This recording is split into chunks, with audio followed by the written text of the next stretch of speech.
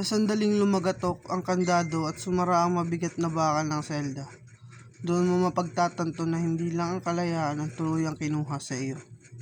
Doon, unti-unti kang papatayin ng rehas.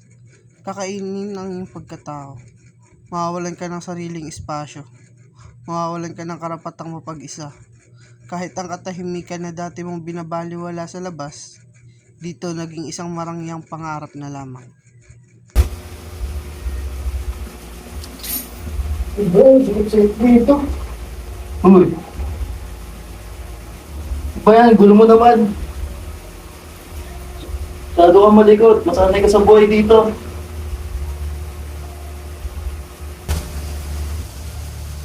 Bakit, pre? Ano bang kaso mo kung bakit ako? Nga na ako, pre. Kanya ako kasi ako sa grocery din sa amin. Kasi kailangan ng walang gatos naman ako. Kailangan ko gawin kasi tanggal ako sa trabaho. Yun. Ano bang pangalan yun? Parang yabang kasi. Bakit pinag-mistake? Yung pangalan yun. Hoy, hindi ko bulong-bulong mo dyan. Kala mo sa akin bingi? Hindi kita naririnig. Kaya dito. Tama yan, tama. Hoy! Tama na yan. Tigil niyan! Ikaw, kabago-bago mo lang, hindi mo ba alam yung patakaran dito sa kulungan na to? Hindi po, sir. Sorry po. Umayos ka kung ayaw mong patanggal ko yung karapatan na pagpapabisita sa'yo, ha? Ito na, sir. Dahan-dahan! Linisin niyo yung senda niyo. Pwede na kayo lumabas sa yard mamaya pag natapos kayo dyan.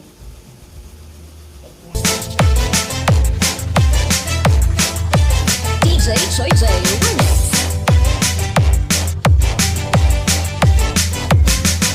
Kanina pa kita pinagmamasdan, bawat dalaw sa salo ng awit tinitingnan. Ang bewang mong bumigiling aking sinusundan, kahit saan man makarating ay aking sasabayan.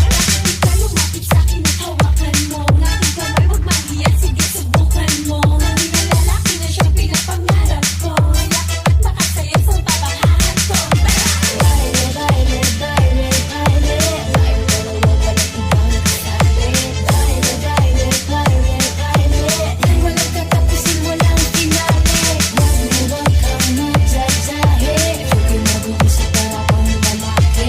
Huwag ka nang hatiin natin, sayang yung iyong gandang lalaki. Sige na. Hindi ang ilaw, hindi kukura, kapag ikaw ang aking kapareha. DJ JJ Remix.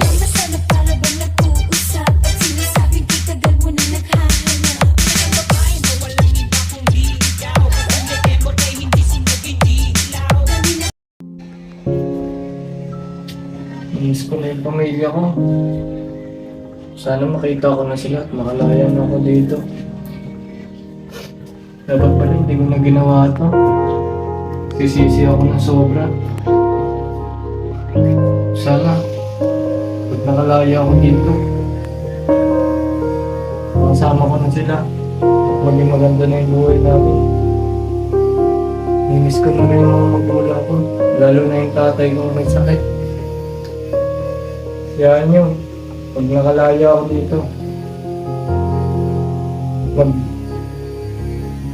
magiging mabuting tatay ako para sa inyo, sa pamilya ko, at magiging mabuti ang ako para sa mga magulang ko. Sana walang magbago sa buhay ko pag nakalaya na ako. Ay, ate, salamat at nakadalaw ka. Oo, kasi may babalita ako sa'yo eh. Ano po yung natin?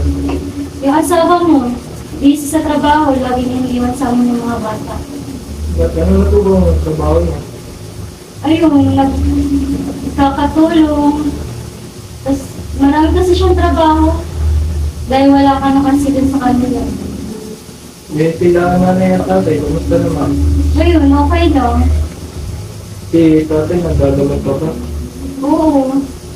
Tinutulungan din siya ng asawa mo sa mga gastusin. May sila kuya naman. Anong trabaho na naman yun? Yung kuya mo, tambay lang yun. Gano'n ka lang pinagbago ang kuya. Oo nga eh. Kaya yung anak ko, ano na, Okay lang ba kung hindi naman masakit yun? Hindi naman, okay lang siya. Nag-aaral naman siya. Naalagaan namin siya ng maayos. Saka naman.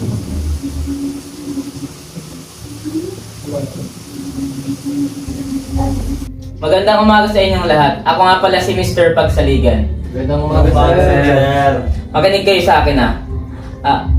Ang akala ng marami, pag nakalung na kayo, ay wala na kayong mga kakapatan. At tapos na din ang buhay nyo. Na ang lugar na ito ay para lamang sa pag-usap at pagpapahirap. Kaya tayo nandito sa rehabilitation program para pagmukha sa kanila na mali sila. Dito ay hindi natin bubugahin ang inyong nakaraan, kundi ihanda natin kayo sa inyong kinabukasan. Aayusin natin ang inyong mga disiplina sa sarili at tuturuan namin kayo ng mga maayos na bagay para magamit nyo sa labas at maging maayos kayo paglabas nyo na sa kulungan.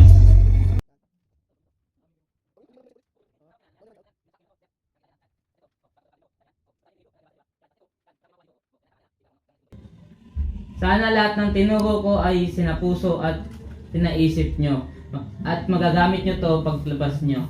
Sana sa susunod nating pagkikita ay sa labas na ng kulungan at hindi dito.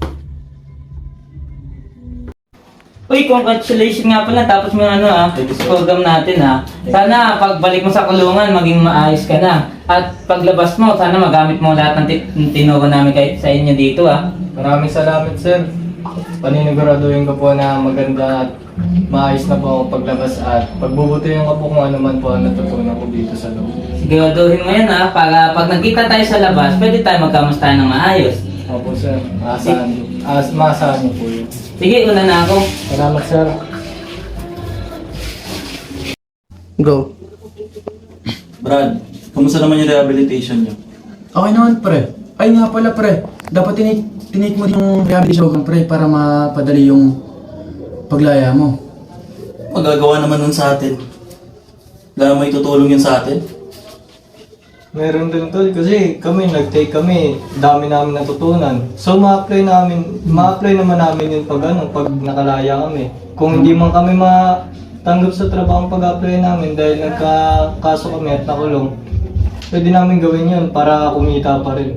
Tama siya. Alam mo pre, simula na pumasok tayo dito, huwag na kayo umasa na paglabas natin makakahanap pa tayo ng disenteng trabaho. Itong kulungan na to, ito yung libingan ng mga buhay.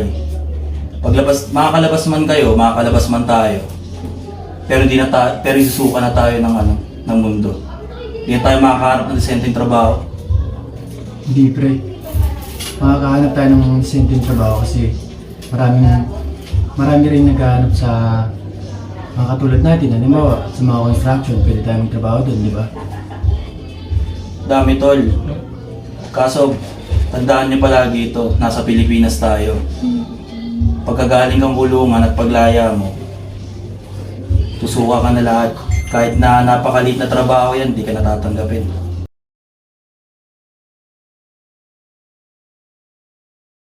Dominic Bernal! Sir, Teka. Ano mga papel mo? Simula sa araw na to, malaya na. sir. Huwag mo na ulitin yung mga ginawa mo huwag ka nang babalik dito sa lugar na to. Yes po, sir. Makakasa po kayo.